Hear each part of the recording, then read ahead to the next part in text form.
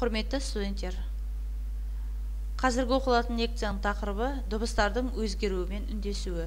Лекцияның мақсаты дыбыстардың үндесу заңдылықтары жайлы мағлұмат беру. Лекцияда үндестік заңы туралы түсінік, сингармонизм және оның түрлері, ассимиляция және оның түрлері, аккомодация және оған тән ерекшеліктер жайлы мәселелер қарастырылады. Тіл дыбыстары сөз ішінде өмір сүретін болғандықтан, сөздер аралығындағы дыбыстар бір-біріне әсер етіп, акустика артикуляциялық жағынан үнемі бір-бірімен үндесіп, өзгеріп отырады.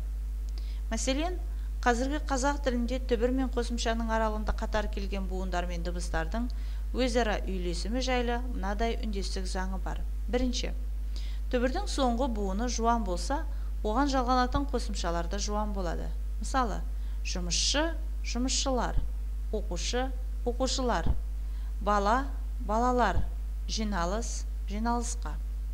Екінші, түбірдің соңғы буыны жіңішке болса, оған жалғанатын қосымшалар да жіңішке болады. Еңбек, еңбекші, еңбекшілер. Үшінші, түбірдің соңғы дыбысы дауысты немесе үнді дыбысқа бітсе, қосымша ұяң немесе үндіден басталады.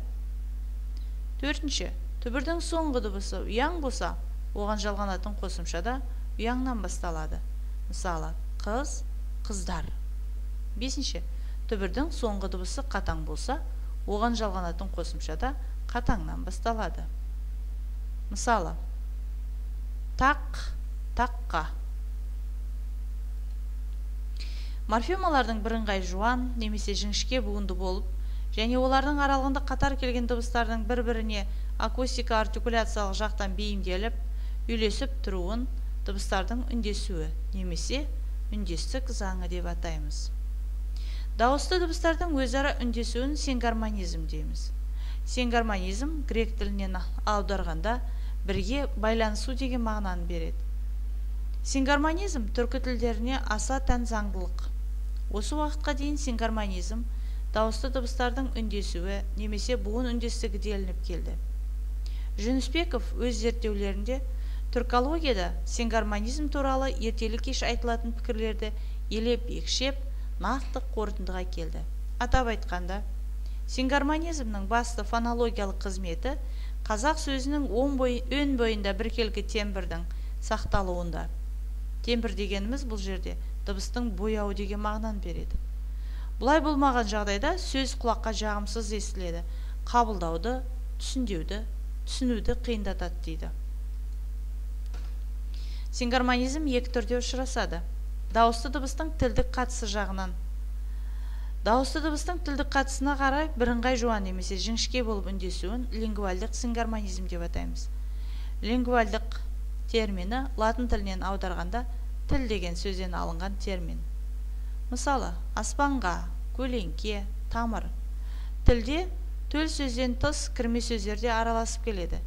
Кітап, кітапқа, мұғалімге және тағы басқалар. Қазақ тіліндегі нікі, дікі, паз, қор, кеш, гөй, хана, мен, бен, сол секілді чуваш тіліндегі сем, көптік жалғау, тува тіліндегі ге бар септігінің жалғауы сингармонизм заңына бағынбайды. Мысалы, өнер, өнерпаз, бейнет, бейнет қор, арба, арбакеш, ақыл, ақылгөй, дәрі, дәріхана, баламен, поезбен және тағы басқалар. Бұл қосымшалардың жуан варианттары жоқ, сондықтан үндестік заңына бағынбайды. Кірме сөздерімізде солай үндестік заңына бағынбайды. Өйткені кірме сөздерге кейде қазақ тілінің қосымшалары жалғанғанда жіңішке вариантта жалғана береді. Екінші, еріннің қатысы жағынан.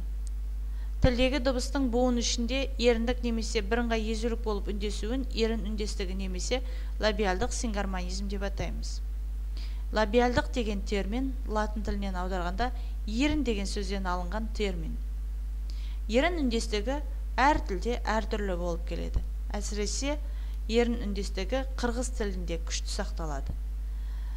Мысалы, қол дейтін сөзге біз көптік жалғауын жалғайтын болсақ, қолдар түрінде жалғанады. Түбір сөздің құрамындағы дауысты дыбыс еріндікте, қосымшадағы дауысты дыбысымыз езулік.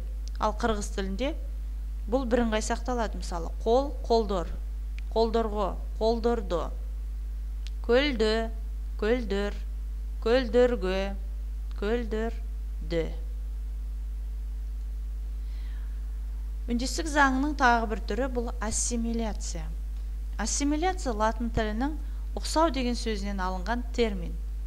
Ассимиляция морфемалардың жігінде көрші келген дауыссыздардың акустика артикуляциялық жақтан біріне бірінің ұқсауы, бейімделуі, өзара тіл табысуы. Сөз құрамында немесе сөздің аралығында көршілес келген дыбыстың бірі екіншісіне ықпал етіп, өзара үндесуін ассимиляция деп атаймыз. Мұның нәтижесінде бір дыбыс екінші дыбысты толық немесе жартылай бағындырады. Толық немесе жартылай бағындыруына байланысты ассимиляцияны екі топқа бөліп қарастырамыз. Оның біріншісі толық ассимиляция, екіншісі жартылай ассимиляция. Мысалы, асшы, сүзсе сөзіндегі ш, з дыбыстары толық өзінен кейінгі ш, с дыбыстарына ұқсап, басшы, сүзсе түрінде айтылады. Яғни, соңғы тұрған ш дыбысының әсерінен алдындағы тұрған з дыбысы немесе с дыбысы толық өзгеріп тұр. Мұны біз толық ассимиляция дейміз. Ал күздік, жастық сөзіндегі қосымшаның қатаң ұяң болуы түбірдегі ұяң қатаң дыбыстарға байланысты. Мұны жартылай ассимиляция дейміз. Дауыссыз дыбыстың бірінің екіншісіне ықпал ету бағытына қарай ассимиляция күні бүгінге дейін екі бөлініп қарастырылып келеді. Олар прогрессивті ассимиляция, екіншісі регрессивті ассимиляция. Ғылымдағы соңғы жаңалықтарды ескерсек, ассимиляцияны үшке бөліп қарастырған жөн. Олар прогрессивті ассимиляция, регрессивті ассимиляция және тоғыспалы ассимиляция. Прогрессивті ассимиляция. Ол мынадай болуы тиіс. Үнді дауыссыздар сөзді аяқтап тұра алады, және олар дауыстылар сияқты өзінен кейінгі морфеманың тек ұяң үндіден басталуын талап етеді. Мысалы, малдың, арлы, жаулар, аңның, тауға, айдың, емнен, мал мен. Осындағы Л дыбысы үнді, одан кейінгі жалған тұрған қосымша заңдылыққа байланысты ұяң дыбыстан басталып тұр. Арлы сөзінде Р үнді, оған жалған тұрған қосымша үндіден басталып тұр. Аңның дегенде сөздің соңғы дыбысы үнді дыбыс, жалғанатын қосымшада үндіден басталып тұр. Екінші регрессивті ассимиляция. Басшы, ашшы. Мұнда соңғы шының әсерінен оның алдында тұрған с дыбыстары толық шыға айналады. Яғни соңғы дыбыстың әсерінен алдыңғы дыбыстың өзгеруін біз регрессивті ассимиляция деп атайды екенбіз. Үшіншісі тоғыспалы ассимиляция. Мұнда сөздің құрамындағы екі дыбыстың бір мезгілде бір-біріне әсер етіп, өзгеру құбылысын айтамыз. Мысалы, жан қожа. Бұл дәл осы формада жазылғанмен айтылу барысында н ыңға айналады да, н-ның әсерінен қ ғ-ға айналады. Жан қожа. Досжан. Мұнда с және ж дыбыстары бір мезгілде бір-біріне әсер етеді, екеуі де ш-ға айналады. Досжан.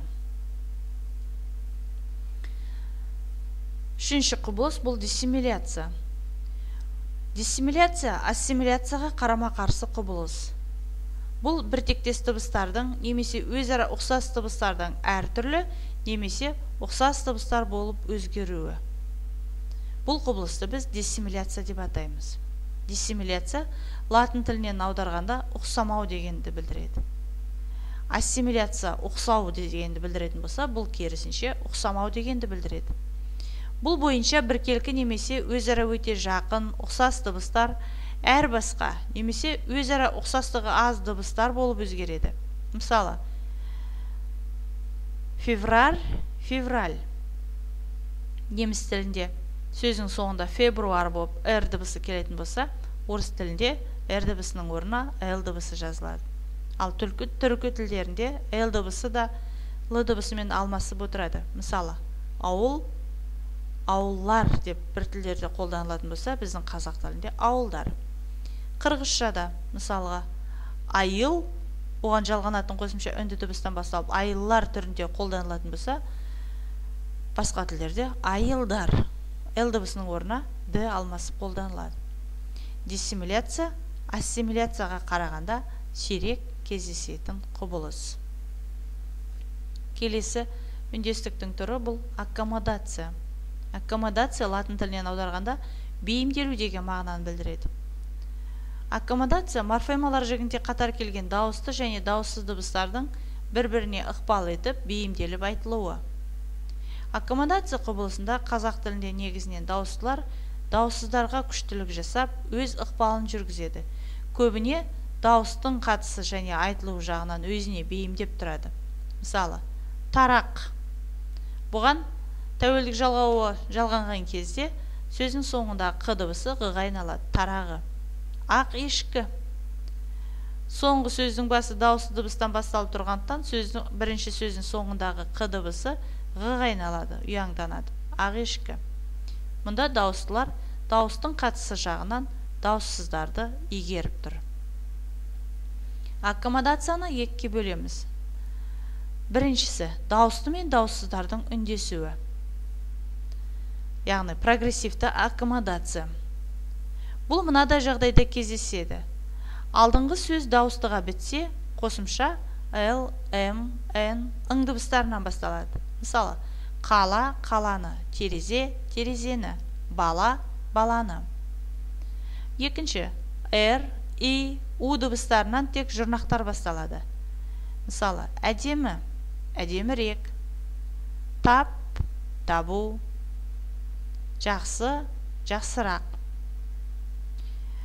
Ине, биле, жуан, уқ деген сөздердің құрамындағы и, у, ә дыбыстарын дауысты дыбыс деп қараймыз. Біріккен сөздерде екі дауысты дыбыс қатар қолданыла береді. Мысалы, сары ағаш, сары өзек, Молдахмет.